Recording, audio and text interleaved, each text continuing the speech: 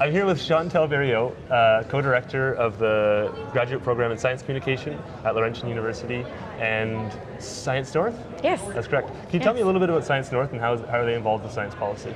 Yeah, Science North is Northern Ontario's largest science centre. It's Canada's second largest science centre, actually. And I sort of spent 20 years of my life in science communication, but on a very sort of in the trenches, practical, level, only to go and study it afterwards. And Science North is a partner in our science communication program, graduate program, with Laurentian University in delivering sort of professional development for science graduates. Mm-hmm. And in terms of science policy, I don't think Science North, it might not seem like a science center can play a direct role in science policy, but what a science center does, it really, really involves, it's a public space for deliberation about science, right?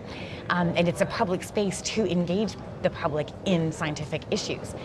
So in that way, it indirectly plays a role in science policy because it really does help inform the general public, and an informed citizenry is who goes to the polls to then elect officials who are responsible for our science policy. So that's how I would see its role being. Great.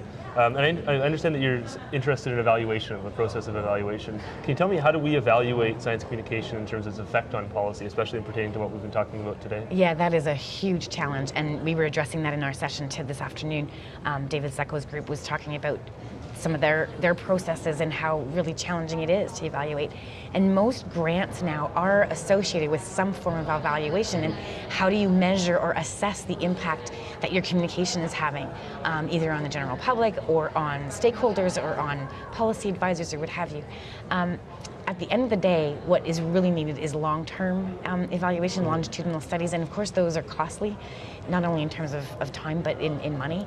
So long-term evaluation is needed to better understand science communication and its impact on science policy. That's very valuable stuff, obviously, to have the evaluation there. Absolutely. One final question.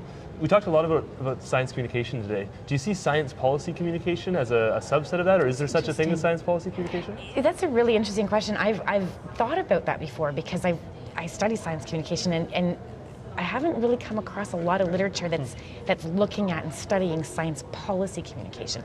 I think it just gets lumped into science communication, but I think there's room for that. I think both in a journalistic perspective, like media perspective, and sort of the study of it, the study of understanding how to get people understanding what science policy means, what is it for, what is its purpose, where does it come from, how does it get there.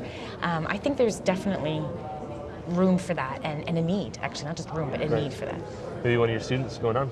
Yes, well, it's one of the 13 that we have this year and the 80 that have already graduated. Perhaps they'll launch into that field. Yeah. Great. Thanks a lot, Chantal. No.